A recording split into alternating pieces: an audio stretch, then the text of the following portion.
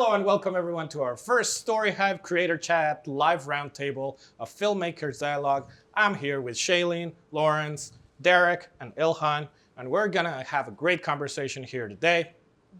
I'd like to begin by acknowledging that the land on which we gather today is the unceded traditional and ancestral territories of the Musqueam, Squamish, and Tsleil-Waututh nations, where I have the opportunity to work and live. We also acknowledge that TELUS's work spanned many indigenous territories and treaty areas. My name is Nicolás Ayerbe Barona. My pronouns are he, him. My background is in independent filmmaking and feature films, shorts, and commercials. And I also used to be the co-director of the Vancouver Short Film Festival. And I am now the senior program manager for TELUS STORYHIVE. Today, we're joined by four incredible filmmakers who jump-started their careers with StoryHive. We're very thrilled to have them here to talk about their careers and see what learned experience we take away today. Today's panel, for the audience to know, is pre-recorded at Vancouver's TELUS Garden offices. Now, I'd love for each of you to introduce each other. So maybe let's start with Derek. You nailed that. There. Hi, I'm Derek Kwan. I go by he, him. I grew up in East Vancouver and I work across scripted and unscripted projects, always trying to bring flavors to the screen that audiences have yet to taste. Some career highlights include selections with the Telefilm Not Short on Talent program. I've been part of the Real World E20 cohort, and have also been part of the BIPOC TV and Film and Bell Media Unscripted Producers Lab. I kind of have a bubble tea addiction, just throwing that out there. It. I read your bio already, and I was gonna say I too like sunsets, so I'm stealing that from you. Sunsets. Lawrence likes walks sunsets. on the beach. And my sleeper movie recommendation is Small Soldiers. Whoa. You guys ever heard of that? Yeah. Not toy soldiers. It's not toy soldiers. Wait. Small Soldiers. Small Haven't watched that soldiers. one. Yeah. Elha? Cool. Yeah. Hi, everybody. My name is Ilhan Abdullahi. I go by she, her pronouns, and I'm a community organizer here in Vancouver, BC. I also am a storyteller, and I do that by filmmaking at times, and then also storytelling by the fire when nobody asks, but I still do it anyways. And yeah, my independent filmmaking career really kind of launched after I got some grant funding from the Black Creators Edition through TELUS STORYHIVE. I was able to create a short film called Not For Us. Oh, it's not up there. It's okay. Who made that? Derek. Yeah, that's Derek's. And yeah, it's a short film about three Somali sisters that try to go camping in the woods. It is a hot mess based on my real life. And since then, I've continued to make stories about the hot messes of my life. And right now I'm working on a feature script called Lifeline that I further developed through the Whistler Film Festival Screenwriters Lab with Shay. Fun times. And yeah, I was gonna say something about bubble tea, but I'm like, I can't think of anything. But I'm addicted to green tea. Ooh. And trying to find cheap flights. Mm-hmm. That's a fun fact. It's a good one. Just Okay. Lawrence? Hi, I'm Lawrence Lamb. I'm a filmmaker from Richmond, BC, Canada.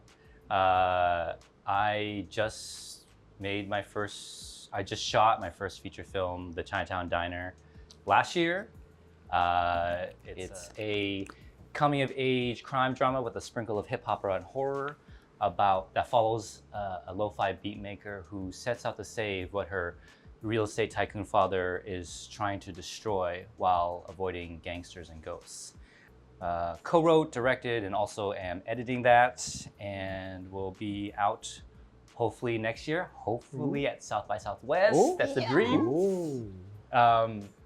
And I love beef noodle soup. My fave is from Bubble World in New Westminster or Uno Beef in Richmond. And I also like sunsets, and I have a little black cat named Mooncake. Wow. Yeah. Oh, you have a pin of mooncake? Yeah, I got Oh, a mooncake. mooncake. Oh, there's a mooncake. Yeah. Okay. We'll get a close-up later. I love that. Shay? My turn. Hi, my name is Shailene Johnston. My pronouns are she, her. I am a mixed Ojibwe and Irish Canadian writer based here in Vancouver, BC. I've done 2 projects through the StoryHive Indigenous Storyteller edition. The first one was The Healing Dance, which was an animated short back in 2018. And I just recently wrapped Anishinaabe Moan, which was my first time directing a live action short. And we're hoping that it's going to be on the upcoming film festival circuit. I am also a participant of the Whistler Screenwriters Lab with Ilhan, where I developed what is hopefully going to be my first feature film. I'm also a current participant in the E20 program, and I'm going to be taking part in the upcoming Pacific Screenwriting Program's Indigenous Screenwriters Lab this summer. Nice. I should have said Oh, more. I didn't say. That was great. I was like, I didn't say Everyone what did my great. favorite food was. Okay. Okay. For the Vancouver folks, and I'm getting very niche. For the gluten-free folks, there is a salted oat chocolate chip cookie from the gluten-free Epicurean, which is at like Kingsway and Fraser. Yeah. Chef's kiss. Okay. Yeah. Okay. Thank you, everybody. And so let's dive in. So, first question. What made you want to be a filmmaker? I can say mine is very simple and basic. Mine is just Jurassic Park. An easy one. But let's start with Derek. Yeah, well, I got kind of thrown into the industry. I acted as a kid. I was kind of a kid that did every sport and every activity, and so my parents just put me into acting, and that's kind of when I got first exposed to the industry and everything that's going on in Vancouver. But in terms of just storytelling, I also did like backyard wrestling as a teenager. And so my friends and I, would have different characters and create storylines and have the camcorder out and Wow. put on shows in East Vancouver.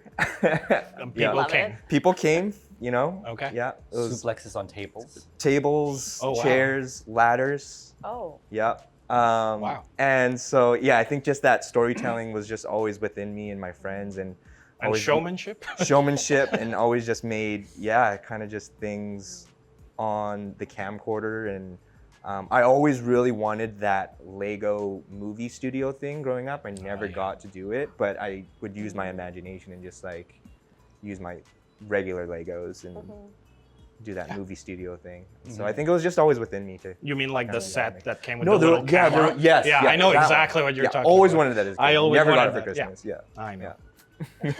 So What's this the take? Christmas though. Next, Next next. you'll get it. Well, Ilan, so what made you want to be a filmmaker? Ooh, good question. I think, okay, so when I was 5 years old, my family came to Canada as refugees in the early 90s. I was really, really young, I think 1 or 2. And I spent a lot of time at home with my grandma.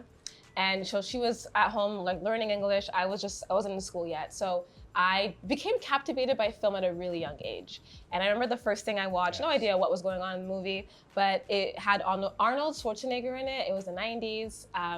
And I don't know what was going on, but I just remember I was glued to the TV for like weeks on end. It became an actual problem. And then I loved storytelling. And my grandma was like the OG storyteller, like the sound effects, like dish, da, like everything. And I was just, you're like, what is happening? And so I was captivated by storytelling. I have always known that whatever I wanted to do will focus on that. I just didn't know how to get into filmmaking. So fast forward to like, was it 2007? My sister and I just started making YouTube videos. And then it got shut down by my parents because they were like, we didn't come to Canada for this. So to this day, I say, if we kept going, we could have been like, you never know. Could have been. Yeah. Do you think they would agree with YouTube now? I think now that they see the money, Yeah. I think they'd be That's like, fair. great choice. But yeah, I think so. That's kind of what drew me in. So when I was a high schooler, I would do a lot of theater and improv and like take classes to do film. Yeah. And then was trying to figure out how to get into that world. But I know we'll talk about it later. In terms For sure. Yeah. What do your parents think about your career now? Oh, they love it. My mom was actually in my short film. Oh, yeah. I don't know how we convinced her. I think we begged her. I think I cried. I was like, we don't got the money, Mom. We need you in it. I had no idea that was your mom. Yeah, it's my mom. Oh, wow. Yeah, and I think Perfect. she like stole the She show. nailed it. She nails it. Yeah, She she nails did. That's fantastic. Thank Awesome. you. Passing it along to Lawrence Lamb. What made you want to be a filmmaker? Insanity. When did the insanity begin? Delusions of grandeur. Delusions and grandeur. Yeah. I do it for the brain tingles. Yeah. Did you go to a psychologist or a therapist and you got diagnosed with filmmaking? I actually kind of fell into it accidentally. I grew up like my dad wanted to become a cameraman for the CBC, but it's sort of life. His mom, he came here in the 80s to study at SFU, but then his mom got sick and he got into a different industry. But I grew up around grew up around camcorders. Arts was in the family. Yeah, and like always watching movies. I definitely watched like some scary movies I shouldn't have seen. That you shouldn't have seen. Yeah. But yeah, I was always like the kid. I was always like documenting all the family trips. I was always in high school. I was always like taking pictures of like the parties and like making funny skits. I was in drama, and like I just like to dabble. I drew like my own Pokemon. I drew tattoos. I did custom designed shoes and T-shirts at one point. Right. Were you the kid doing the special S on the table? Yeah, and I was drawing it on my arm. And you were drawing it on your arm. Yeah. And then when it's business, I hated it. Marketing, I hated it. Graphic design, like a little better. When wound up at Emily Carr, trying to do graphic design, and then I just took a film editing class. Actually, it was like for like the underwear fair. Actually, I was like making a campaign video and put some stuff together, and I was like, yo, this is like real magic. Like putting like footage of performance and some music and some graphics. It's like, this gives me brain tingles. This is like an experiential high. So it was that sort of chase to understand the power of that magic. Makes sense. I love that you call it brain tingles. Brain tingles. Yeah. Shay, what made you want to be a filmmaker? What got you into the brain tingles? Into the brain tingles. I think for as long as I can remember, I've always been telling stories, and I don't know, maybe that was because like I grew up without cable, and so I had to like sort of create my own worlds to get lost in. I was very fortunate in high school to go to a school that had a really fantastic theater and film program, and I think from that stemmed this love of seeing words that I had written come to life on the screen. And that sort of just created this like high that I've just kind of like been chasing ever since then, of like, I love that feeling of, you know, something that at one point was in my head, came out onto a screen, got printed onto a piece of paper that a lot of people were like, yeah, that sounds really cool, let's do it. And then, you know, more people came together, and then it became this real thing that shows up on a screen. Audience reaction makes a huge difference. You've made something, you're trapped in it for so long, nobody's seen it, and then you like play it, and it plays not even online, but like in a movie theater, and it is a high. It is a brain. You're also chasing a brain tingle. How do you feel about your brain tingling? I think we are all diagnosed with filmmaking. It was a very good. Yeah. Yes, that happens. Well, let's start with the beginning now. I would love to hear from each one of you about your StoryHive start. We would like to hear what made you apply. What was the emotional core of your story and your overall StoryHive journey? Let's start with Ilhan. Yeah, this might be a little bit long, so feel free to cut me off at any moment. But it's gonna be a little story time for you. So once upon a time, my sister and I's YouTube got shut down, unfortunately. And so my sister and I were like, in our community, we were like known as like the sisters that like would always write stuff together and direct and create things. And I always told her, I was like, I wanted to go into filmmaking. She kind of took a pause. And so I was like, you know, we were just waiting for something, I guess, to emerge. And I would apply for a lot of funding to make short films, and you know, rejection after rejection, you're like, okay, is this really meant for me? And one day we saw like the TELUS, the StoryHive, the Black Creators Edition that came out. And she's like, girl, ain't nobody gonna choose us. And I was like, come on, you have to have hope. And we're brainstorming like, okay, what is a story that we could tell? And I think my approach to filmmaking and storytelling is I like to take a witty tackle on trying to address complex issues, so things experienced by the Black refugee diaspora, but using comedy to do that. And I think we struggled trying to find funds that would support that creative vision. And so when we saw the call out for TELUS, we're like, oh, there was a lot of flexibility and like a lot of dreaming that was available. We weren't trying to fit into this box. So I told my sister, I'm like, we gotta do this. We're gonna apply. And then we saw all the things that we had to do. We wrote the story, and we wanted to tell this camping one for the longest time, because it's like the family dinner table story that we tell everybody. Like, we went camping for the first time at 26, very sad. And we didn't even last the night. We had to pack up and go home, because we're like, this is not for us. And that's where the title came from. And so when we applied, the process was really easy. We felt like we could actually be ourselves in terms of how we were pitching. And this is a little side story to the story. I told my sister, I'm like, we need StoryHive to notice us. We're gonna go into the woods and we're gonna recreate what happened, and we're gonna make a pitch video. We went into it wasn't the woods, we went to Lingera. That's kind of Behind they have a little hiking trail. Yeah. And like I was throwing leaves at her. People were just like, what is going on? Who let them in here? Like, what's going on? And like the video was horrendous. Like when we tried to edit it, I was like, StoryHive ain't gonna let us in. So we just ended up just doing our own little video. So that was the process getting in there. And then ever since then, it really jump-started a lot of the things. We were able to find an incredible crew of people that we were able to support through the funding and make sure that everyone gets fed, gets honorariums, feels like they're taken care of to be in the process. So that was kind of like the reason why we felt like let's gravitate towards StoryHive, and we really, really felt supported as filmmakers getting mentorship. Did I answer the question? I think you did. Yeah, okay. for sure. Okay, cool. Yeah. But what do you feel is the emotional core, I guess?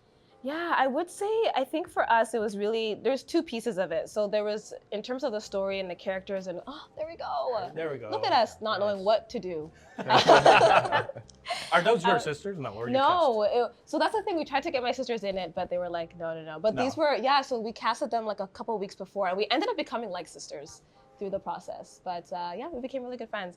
But I would say there's two aspects of it. So there's a process of filmmaking. I think the heart of the work for me has been trying to bring more people from my community. So really trying to think of mentorships for refugee youth.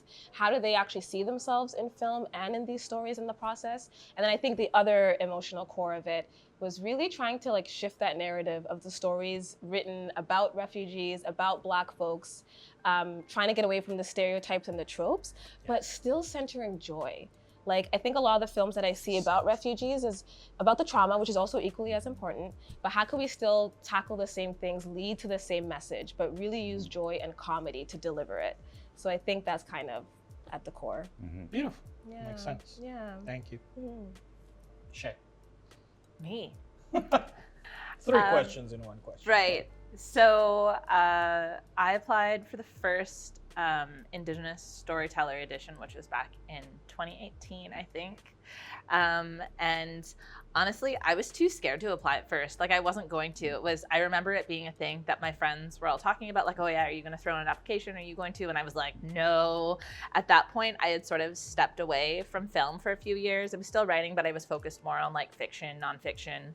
And one of my friends, Joy Haskell, who ended up getting into the same edition as well, was like, just like throw a project in. Like, you know, the worst thing that they'll say is no, which is like, you know, words that I'm always telling other people. So I was like, okay, sure. And so I went through the like short stories that I had been writing to see if I had something there, and I had a short story that was like, well, yeah, I think this could make a short film, and so I sort of transcribed that into a short film, and we pitched it, and that was The Healing Dance, which is a story about a little girl who's learning about the history of jingle dancing before dancing in her first powwow. So I did my little pitch for that and submitted it, and holy cow, we got chosen, and that was super exciting. And I think I was just really excited for other people to connect to that story. It felt like a really good way to connect. I mean, for me, culturally to connect, because it was based in like a historical teaching, and I ended up finding out from like a bunch of people after the film was made that it was like, oh, you know, this is a story that I hadn't heard before, and to like learn, like having been to a powwow and seen that type of dancing, and then to like be able to connect and learn more about the history from it was like a really great. So it's probably like my emotional connection to the story, is having that like cultural connection and being able to share that with other people. And what was the final part of that question? Oh, just what compelled you to apply, I suppose. Well, I mean, I guess I kind of said that a little bit. Yeah, it was just like my friends pushing me and just sort of, I guess, taking that like leap of faith that, you know, I sort of felt like I was being pulled back towards film, and this felt like okay, like let's test the waters and see if this is something that I really want to get back into, and it was. Was that your very first application to anything? Yes. For film in general? For film, yeah. But I had like you'd applied published to maybe other like film just grants programs? in general, I suppose. For film, no. Like I had a couple short stories published at that point, but I basically like stepped away from film, hadn't really touched it in a couple years, and that was sort of my entry point back into it. And then after that, just sort of like hit the ground running. Like yes, sort of reignited the passion for wanting to do it again. And you've applied to many other funds since, I assume. Yeah. So we did the Healing Dance, and then I came back to StoryHive, and I directed a live action short. 'Cause the first time around it was an animation, because for some reason I thought that was going to be easier. Yep. And in some ways, yes, and in some ways, very much no. And then the second time around, I did my live action short, which this time when I was applying was very much like, yes, like I know when the application opens, I'm gonna have everything ready to go this time. I'm definitely applying for this program. Derek, how was your application process? Yeah, StoryHive came about pretty early on in my filmmaking career. I had just graduated graduated university, trying to figure out what to do, apply for jobs, doing this and that. But What kind of jobs were you? I graduated with a communications degree, so I was just kind of looking, in that realm and marketing and just seeing what was out there. But of course, filmmaking, those brain tingles were still just. You were kind of in media, but you weren't in the arts. Craving those brain tingles. And so I had just like made a documentary featuring my friends that I grew up with in East Vancouver, and love for food. So I surrounded that film with, it was just surrounding family dinners. I did 4 different families from 4 different cultures that all live along a single block, or not a single block, like a single street in East Vancouver. And that was kind of the first documentary I did, and had a little bit of festival success.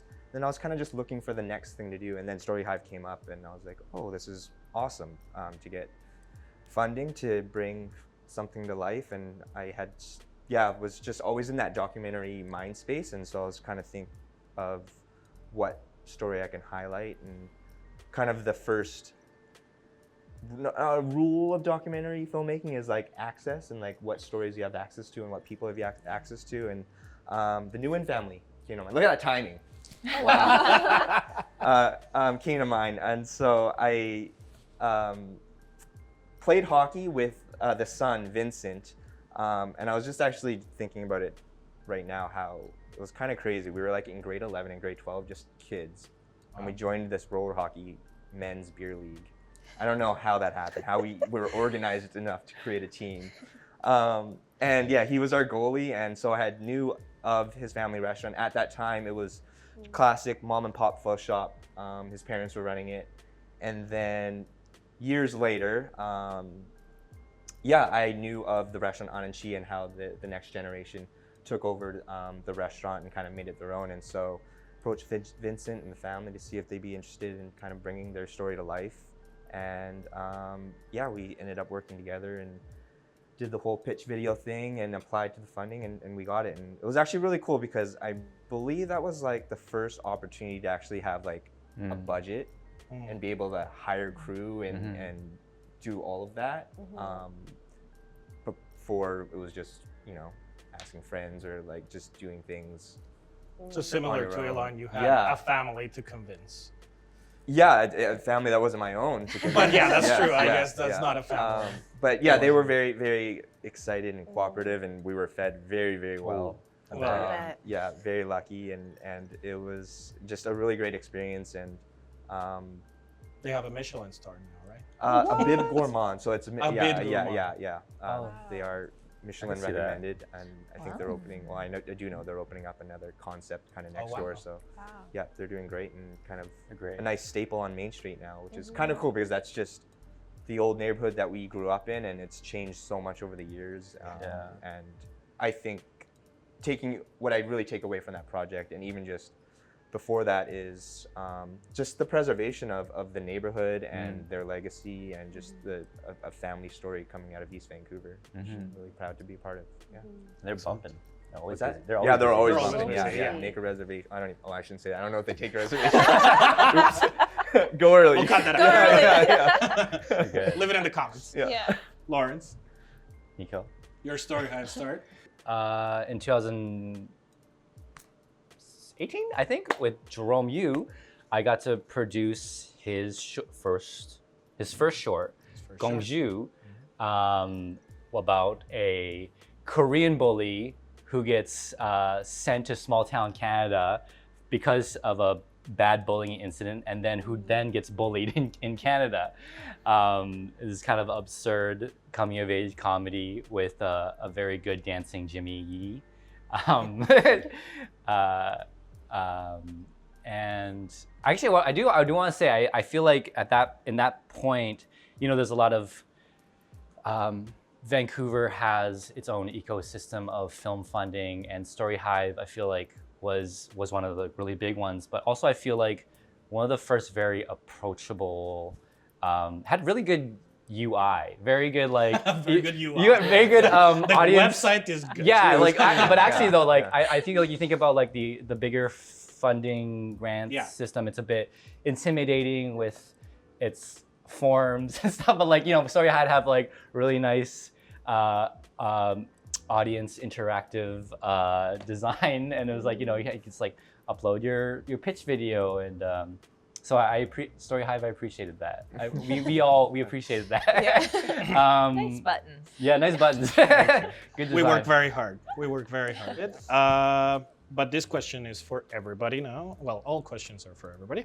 But this one's a tough one. How do you earn the trust of your cast and crew? And how do you foster a very efficient set? And I'll start with Lawrence. Okay. Yeah. Them knowing that you have done the work, you have done the envisioning and the planning and the imagining, and you've done the work to, and that you know what it is. You have that vision, and you know why it's good or why it's special and why it will hit. And I think part of it, the first thing is selling them on the vision. Yeah. And it's with the Yeah, the log line or what have you. It's like Derek trying to Yeah. sell it to another family, launch Yeah. a family. But I think it's also a relationship with my cinematographer and friend Leonardo Harim, who I've been shooting since film school. I think even going into the feature, it was a big idea, and the part of it there was a little bit I don't get, Leo was I don't quite 100% get it, but I trust you because of our relationship, because I even before usually on the project, I lay it out. I'm we don't have a lot of money, we don't have a lot of time, and we're trying to do this crazy thing. And what I'm going to be asking for, I'm going to be asking for a lot. This is, for the feature, I was this is going to be the hardest thing I will ever do in my whole life, and it's going to be really hard. But is this do you want to do this with me? Yeah. And I think that's a good start, and it's maintaining that trust is also another thing. I think being on time is a good thing to practice. It's a good thing to practice. It's just something that I'm working on. Honesty and being on time. Honesty, yeah. Honesty, honesty, and not being afraid to fight and disagree. Yeah, I think those are Leo and I. We like to sit down and we like to fight. We like to do creative. We talk. I'm this is what I think how it should be, and he's no, I think it should be like this. And we're oh, actually, no, you're right. Or he's oh, actually, that's a better idea of how to capture this moment. So I think it's just building relationships with your collaborators. Right. Shay, you've worked in 3 genres, I guess, technically. Animation, you've written, and now you've done live action. So how do you earn the trust of all those different types of people? Oh my gosh. I think it's a lot of what Lawrence was ditto. You agree? Yes. But an animation is fairly different. It's also a different sort of. Yeah, it was a lot of like at the start, just that like making sure that you're prepared and coming in knowing as much as you can so that you can communicate that with other people. I think also as well, because I saw myself as emerging, it really was like I was really grateful that my producer, especially when we were doing Anishinaabe Moan, which was our live action, that I had a very experienced producer on set. So I could say all of the ideas and things that I had, but she was able to be like, okay, let me tell you about like how this has gone in the past, and she shared her experiences with me, and so that was a really great opportunity for me to learn and to see how she was working on set with all of the crew and bringing them on, and yeah, so like that was really helpful for me. But I think it really is just a lot of communication with people and making sure that I have the knowledge for their questions, but also I think on my end just being able to ask them questions as well, so that I'm not coming off as like some know-it-all on set. Is like I am here to learn as well. I'm here to like collaborate with all of you, but I'm also every opportunity is an opportunity to learn. Yeah, it's fair to say that you don't know everything. Yeah, even though you're supposed to be the director, the all-knowing figure. Yeah, and I just try to always just be like very honest with that. I'm not coming in here knowing everything to do, and but everyone has been brought in because they all have specific knowledge, and we're all going to collaborate and come together and hopefully create something really beautiful in the end. Derek, Hey. afraid to ask questions to your crew and your cast? No. But ditto. Like I think the trust thing definitely goes both ways, where it's not even about your team having trust in you, but it's you having trust in your team. And kind of that classic saying about filmmaking, it's a relationship industry, and just surrounding yourself with creatives and collaborators that you align with, and kind of just finding your community. I think that's just really where that trust is built, and just working on different. What is one practical thing that you do on set? When you show up on set, what is the first thing that you do that actually creates that kind of collaboration, that trust? I'm gonna flip the script. I think it happens before set. I think it's building your team, and it's working with your producers and just kind of crafting who's gonna be on that set, and having that environment be nurturing and creatively fulfilling. You want to get there and know that these are the people. In a way, obviously you're gonna meet new people, and there's always gonna be new faces and people that you meet on set, but I think it is, again, it's exactly that, where you're not coming in as a director that knows it all, and you're trusting the creatives and to bring their expertise and their knowledge and their ideas, and I think it's about being open to that, and of course knowing what your vision is, and then just how to navigate all of that to bring the vision to life. What if the cast and crew are not as experienced as you? Then you take more of a mentorship role, I guess. It's how we're all here to learn, and again, there's not really you're never gonna not. What's what I'm trying to say? You're never not gonna learn, no matter what. Like it never ends, right? So a new set is always a new experience, a new project, and that makes sense. I was to answer your question. I feel like knowing everyone's trying to remember everyone's name, because a lot of people on set. Oh, that's a big one. Even like and saying hi to everyone, like like very important, saying hi to everybody. Even like person who's like outside on Firewatch, like it's like like treat everyone treat everyone good. Yeah, absolutely. Ilhan? Yes. Okay, so I got into filmmaking in my 30s, so I had a pretty late start, but my before that, and still to this day, I've been always in grassroots community organizing. So Okay. very different pace, very different environment. So for me, it's all about, centering humanity. Who are you? Where do you come from? Who do you come from? And taking the sweet time to get to know people. So when I went into the film world, I was like shocked. I was like, Meeting people really fast. I was like, all right, action, quiet on set, let's go. And I was like, but who are you? Yeah. And he went, we don't got time for that. And I'm like, what is happening? So I had to do a lot of adjusting, but I've been doing a lot of, I think the people that I've been working with, they've had a lot more experience than me. And I've been so grateful for that. I've been learning a lot through them. Yes. Seeing how they direct a set, how do they show up. But I think for me, it's very similar, jumping off of what you were saying, but like really taking that time on set, and even before a set, of like just going for coffee and tea with people, like the gaffers and everyone, just like, who are you? Like, let's hang out. And then we build that relationship, another project comes along, I'd love for you to come along with me. Yeah. And like, so how do we kind of keep that community, but not gatekeep, and like always make sure that we're welcoming other people in. So I just bring my community organizing principles into the space, and try to do that. I do get resistance sometimes, and I'm like, okay, maybe, you're right. We only have a couple of shots left. Maybe I shouldn't be telling stories or talking to you on the side. But yeah, so I've been learning a lot. So as you all were talking, I was taking notes mentally. Taking notes. Yeah, I was like, okay. So you feel like you're more in the mentee side of thing and haven't been so much in the mentor side of things. Yeah, it's weird. I mentee. I mentor the refugee youth that I work with in my community and try to bring them in, but I'm still lifelong. I think lifelong I will just always be a mentee. I think everyone would agree. We're all learning all the time in filmmaking. I mean, even today is a learning experience. Yeah, probably for all of us. 100%. Yeah, Totally. yeah. Learning a lot. Learning a lot. We'll move along. Yeah. Okay. Shailene, Oh. big question. We're here for the hard-hitting journalism. Do you feel pressure or responsibility in how you tell a story as a filmmaker?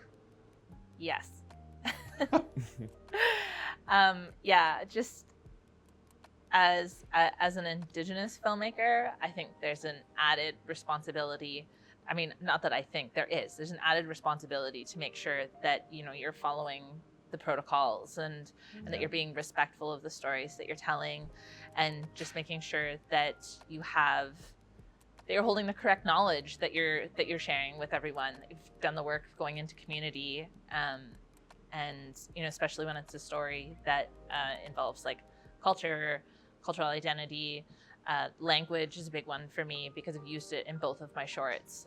So making sure, I take Ojibwe language lessons here in Vancouver, and so I have a language teacher that I'm able to connect to. She's actually been in both of my films, and just being able to work with her to make sure that I have all of the translations correct.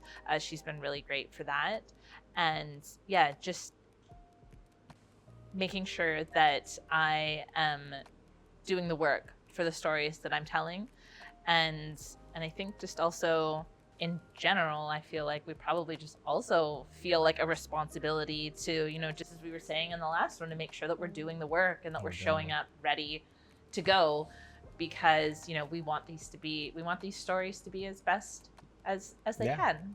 You bring up the on-screen protocols, which is an actual document, an actual guide that people can read about working with Indigenous filmmakers. Available on the Imaginative website, and That I is think correct. through the Indigenous Screen Office as well. Exactly. Just a little plug for that. But I think here we all feel responsible to our communities, right? In a way, and the stories that we've told. I mean, With this story in particular, where it's you're responsible for telling a family story, and they're it's very dear and near to that's them. really dear to them, of course, and there was hardships involved, and and so I think it's just, even going back to the relationship talk that we had before, where you're just trying to come at it at a human level, connect with them, not even really worrying too much about the film aspect of it, but just authentically connecting with them to tell this story. And they were very involved as well too, just the whole family, and Amelie, who runs the other side with Vincent of the family, and of course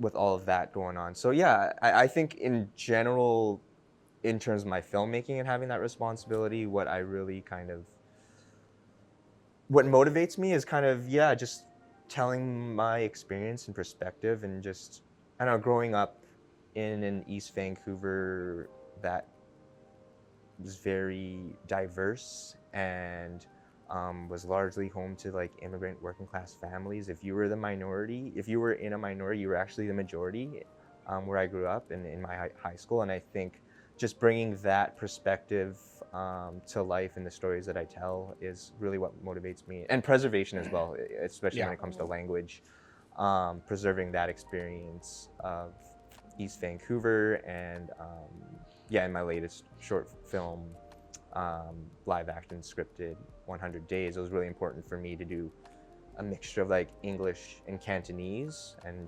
Cantonese, I feel like, is slowly disappearing in a way. And Really? I mean, Mandarin has taken over a lot of language, but there's still a really large Cantonese speaking population in Vancouver. But it was just really important for me to kind of showcase the modern day take between English and Cantonese, and what that might look like with a modern day family in today's age. So preservation is really kind of just something that motivates me in my filmmaking, and of course with that there's a responsibility in the stories that we tell. So makes sense. Yeah. Ilhan, Yeah. do you feel responsibility or pressure in how you tell a story as a filmmaker? I do. I think, just echoing what my castmates all shared, I think very similarly, like being a Black filmmaker, coming from, that refugee diaspora background, and seeing what a lot of the films have been about my community. So my background is Somali. And if you ever know of any famous films about Somali people, you will probably think of Black Hawk Down or Captain Phillips. Right. That's as much screen time we got, unfortunately. And so the question always becomes, the people writing the narratives about us are never from our communities or have the lived experience. So I found that once I started making these short films recently, there's been a lot of like community checking in to be like, hey, we got you if you need that support. And so what I do now is if I have table reads, I make sure that people from my community are in there to kind of also keep me accountable, right? Of like, you don't wanna, sometimes we get really excited about these stories and it might cause harm to the people that we're trying to tell these stories about. So I think for me, it's always been like having my people to check me, but still having that creative vision and that story that you wanna tell and staying authentic to that. But yeah, that's the only thing I would add. I think everything that everyone shared, I would echo that. We all agree. Yeah. we all agree. I feel like doing interviews, like if it's like, whether it's fiction or nonfiction, like doing interviews with people from that place, like even though I'm from Richmond, there's just like, it's like even if you're, I'm like Taiwanese and like even from like you're from a community, there's like so much specificity, and the like community is so like whatever community it is, there's so many different facets and subsects and And Gongju was a Korean film, basically. Korean Canadian. Yeah, and that was like very inspired by like Jerome's lived experience. But I think like even then, like doing due diligence, like sitting down with maybe those people or like characters you're taking inspiration from, taking them out for lunch, just hearing their story, maybe checking in. Coffee and lunch gets you on set. I actually got something to say. I have a lot of thoughts about responsibility, and I'll try to keep it brief. Because I feel like I think like it's a compound. Like I look at it like a compounded responsibility, because like the first thing is it's gotta be good. That's obviously like very subjective what that is. But like like a good meal, it gives you that comfort, it gives you that escape, it gives you that it tastes good, but also there's that it has substance. It's healthy for you. I think like what people have been talking about is the nature of truth, and the truth, like an authenticity about people and community. And I also want to add that I don't know, it's crazy times right now, and there's a lot of division, and there's a lot of fear around the future. And I also think that I'd say more of as a challenge, and also as a responsibility. There's like the challenge of finding hope for the future that's not like a blind hope. or like a blind optimism, but like, you know, like the truth in, you know, there is tragedy and comedy in That's true. the drama of human nature, and I think like the nature of good and evil are what, you know, like how, like I think it's like things around hope, things around bridge building, things around healing, things around transformative justice, things around like You feel a responsibility to your community, to the world, yeah, and but to like humanity. but also like it's like there's an art to like tackling those subjects in a way that is like, this is something I want to watch, this is good, this is like, this is genre, this is, you know, what have you. But I have a theory that like humans love drama, we love fighting, and like I think that there's something reflected in the way that we storytell that is like innate in sides, innate in us versus someone else, or us versus an other, and we love, like there's something spicy about the drama of people disagreeing and fighting, and like also seeing the other as a villain or antagonist. And I feel like in today's day and age, bridge building and like winning over hearts, or like I don't know, like finding a way to heal that division is important. But I don't have the answer, but like I think it's important that like there are terrible things happening in the world, and it's important to show the truth of that, but also at the same time like have the imagination, just like how can we make this situation better? How can we but all, It makes me think of Shay's movie, The Healing Dance, because in your film, the little girl dances to try and heal the community, right? yeah. So that's is that kind of what you're saying? It's art to heal the world? Yeah, I mean, I think hope is important. That's all I want to say. Yeah. Hope is important. I think it's like we gotta, but yeah. You gotta find the light at the end of the tunnel. Totally. Yeah. Yeah. But also acknowledging the dark. Anyways, Yeah. that's all. I acknowledge a lot. Thank you for naming that. That was This one goes out to anybody.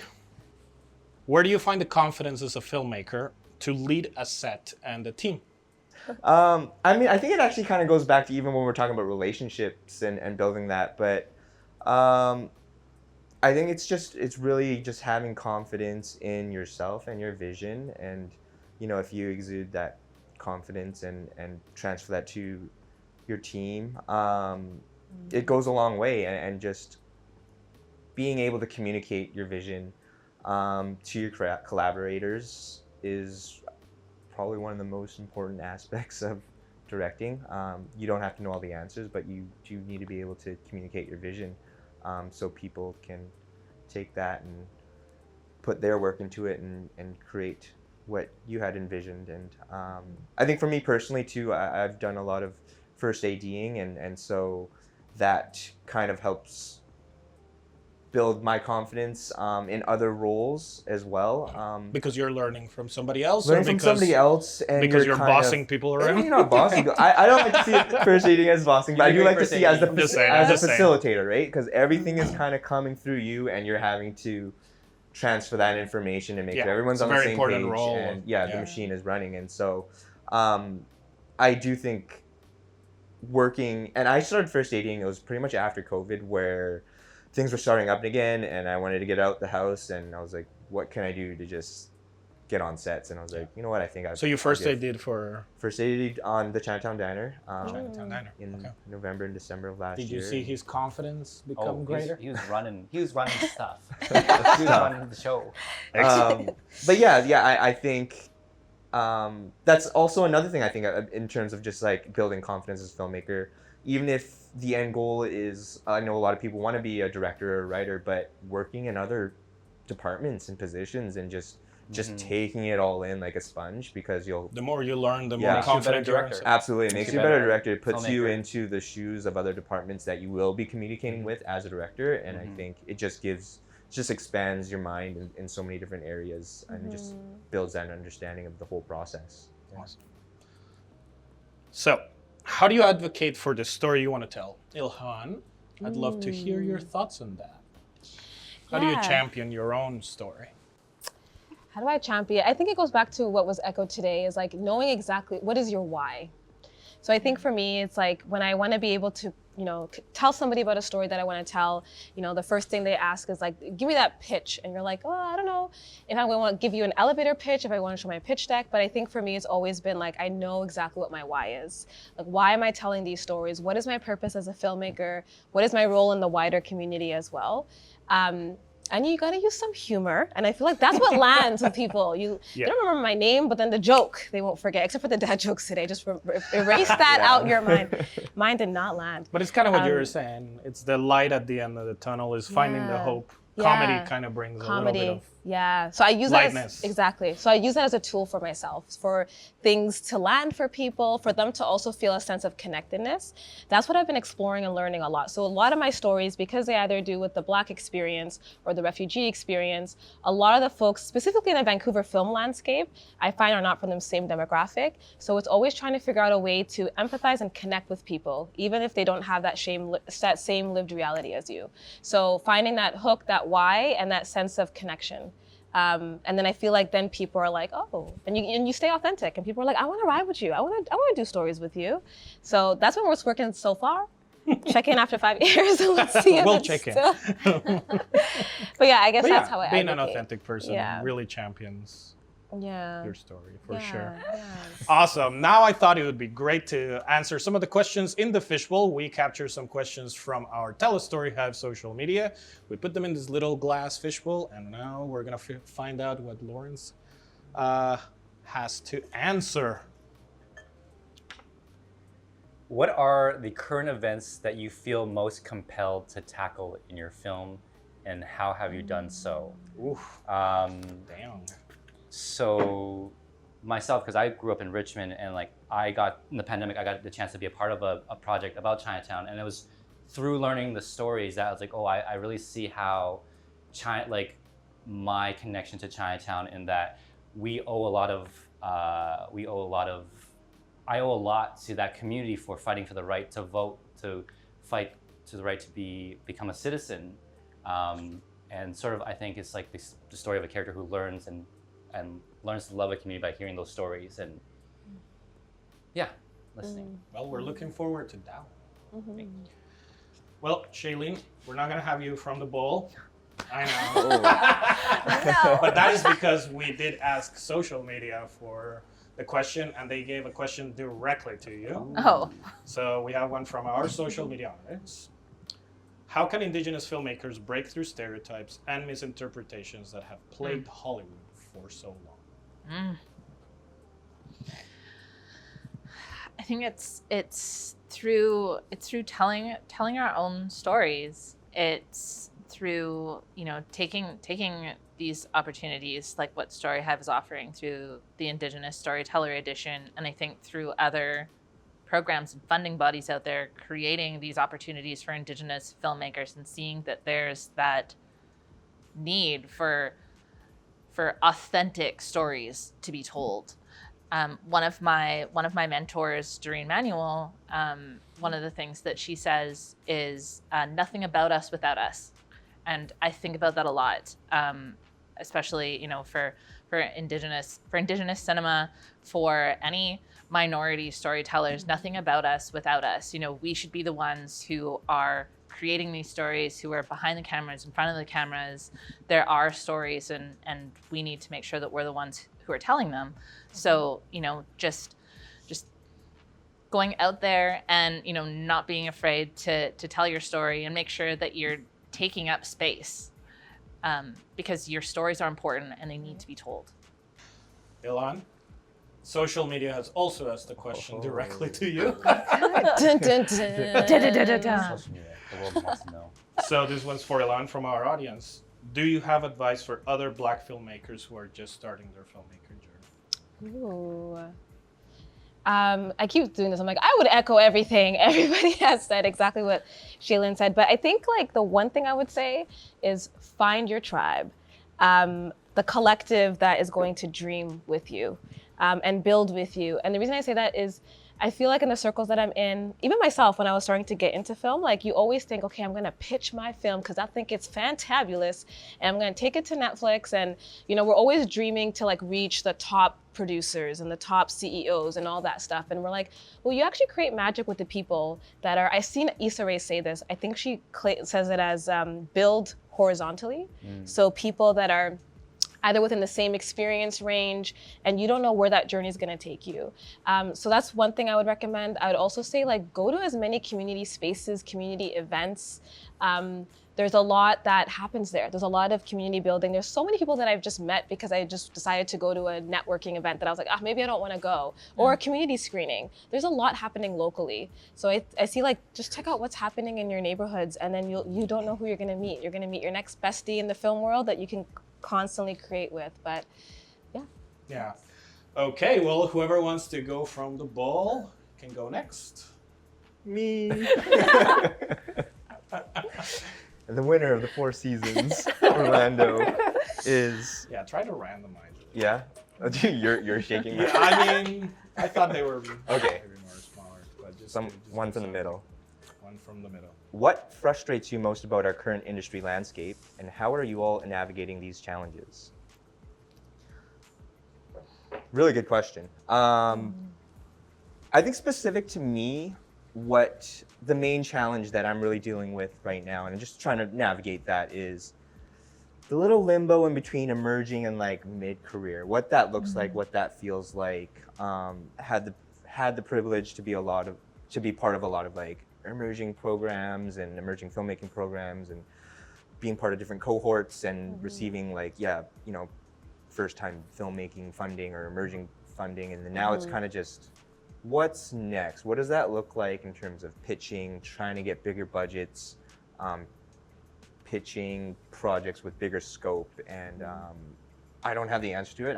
It is really a current navigation. Does it feel harder or easier or more confusing or? I think it's just it feels harder in a sense of like, it feels more of a different grind. Of course, like when you're first starting off, there's a grind, but now this is a grind of like pushing the doors down, really just trying to be persistent and You need to getting up your the stories, ante. getting your stories out there. And again, I think it's not even necessarily about trying to like pitch up. It is a bit of working horizontally and surrounding yourself with that tribe and your team to get these projects made. But what that looks like, just because there's a lot of opportunities out there and it's great for emerging filmmakers, but once the group of filmmakers that have done some of these programs, what is that next? What does that next thing look like, or what's that next step look like? And I think that is a You seem to challenge. agree. Yeah. yeah, no, absolutely. Absolutely.